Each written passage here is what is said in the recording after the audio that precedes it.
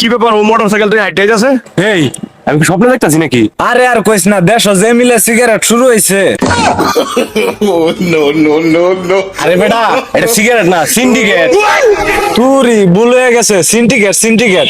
গেছিলাম তেল কিনতে, তেলের দাম বাড়ায় 200 করে লাইছে, এটা লাগি নানি আয়া করছি। কি কস বন্ধু, তুই জানাস না? কি? আমাদের দেশের সরকার তো বলছে তেলের দাম বাড়ে নাই। এটা তো আমিও শুনছি, কিন্তু বাস্তবতা তো ভিন্ন। কি কস?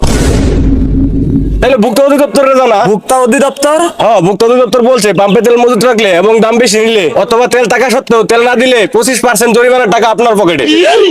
কি কস? তাই তো কালকে থেকে আমি লটারির টিকিট কিনা বাদ দিয়া পাম্পে পাম্পে ঘুরমু। আরে বলো, টাকা পাওয়া বড় কথা না, এটা তো এমনি কইলাম।